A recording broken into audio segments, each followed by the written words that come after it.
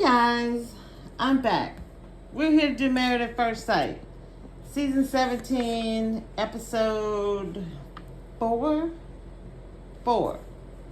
Okay, so I don't have a lot, and I'm sorry I'm late again. I've got a lot going on right now, so I'm asking, for your patience. So let me see. We're looking at the wedding nights, and we're looking at brunch. We're looking at wedding night / let me put / the morning. And then we're looking at the brunch. And then the couple's going off to the airport where we see Michael. And then we are headed off to Mexico. And so we're going to look at Cameron and Claire. So I didn't see any chemistry with them once they got to the actual suite. It's like they kind of turned into their single selves. One minute they were married and now they're meeting their single selves, but they're married at the same time. It's kind of weird.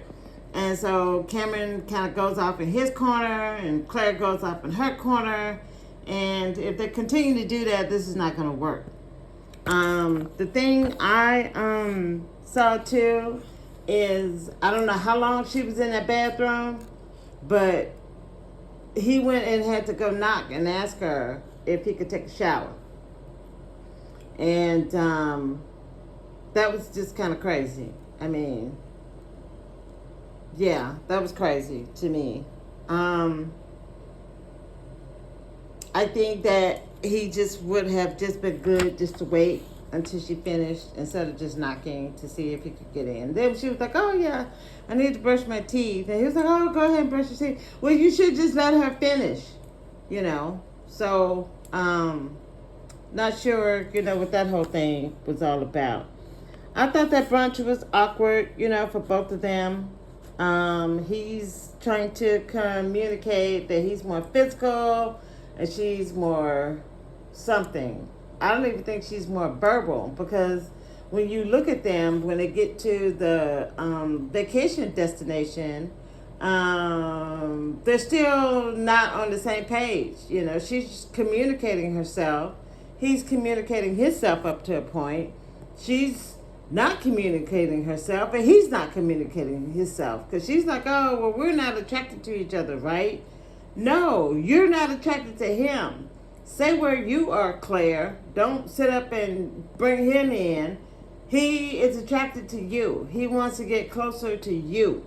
You, on the other hand, are not at the point where you're ready to relax and allow yourself to become closer to him. So don't mix in your stuff with where he is. And then he has this thing with the bags. So he's like, I packed light. I was considerate. I didn't have to go through the whole checking in my bags. I can put it in the overhead bin and just keep it pushing. Her, on the other hand, she sat up and packed all her clothes.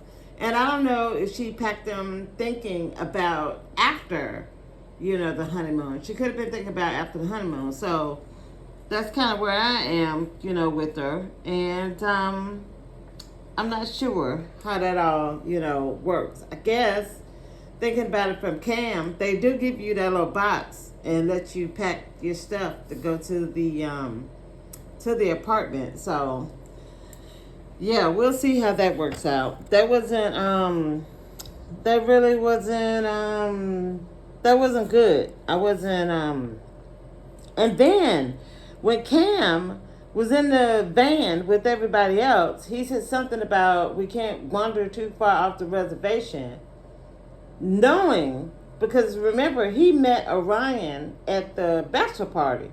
So he knows about Orion's indigenous heritage. He knows about all of that. But he also knows about Orion's girth, because Orion did all that talking at the bachelor party. So I'm not sure if that is playing somewhere in the back of Cameron's mind when he's making these inappropriate, statements. And if Orion gave him the hint Yeah, well, I understand, people in their ignorance. Then that would have been an opportunity for him to apologize and say, I didn't mean any offense. And I didn't hear him say that. But I did hear somebody ask, what about willful, ignorance? So that was an opportunity for Cam to kind of, straighten some of that out. And I'm not sure that he did. So I'm kind of curious, about that communication. Going forward, between him and Orion. I found out that Claire is Irish and not Scottish. And she was saying how her skin, burns in like intense sunlight, being in places like Mexico. Let me see. What do I have here? Okay, so I have something here about the after show. I don't know. I can't remember. Okay, so he has a bad attitude about Orion, about the bathroom, about Orion, about Claire and her bags at the airport, and when they get to the resort, about her luggage. So I said that both of them are bad communicators, which is really interesting because Claire is I want to say she's a therapist. So I would actually would expect better communication, from her. So I think I'm gonna move on to Lauren and Orion. Yeah, so if y'all look at that video down there, they're doing the whole bonnet thing, and yeah, I don't know. I don't know what that was all about, but so what do I have? I have I thought their good night was good after all the festivities. And then I thought their good morning, was good. And at the brunch, I really wasn't impressed with Orion. And I wasn't impressed with Lauren, kind of trying to give Cam a pass when they were on their way to the airport. And he said that, about wandering off the reservation. So she should have picked up on what Orion was saying, but I think she was just so happy, to be married to somebody she likes and to be getting ready to go on her vacation. So, let me see. Yeah, and I'm going to have more to say about New Zealand and how it has been colonized, So that's another reason why I don't accept what Cameron, is saying to Orion, because you have indigenous people in New Zealand that are not getting the kind of respect from white people down there, that they're supposed to. And the same thing with the Aboriginals in Australia.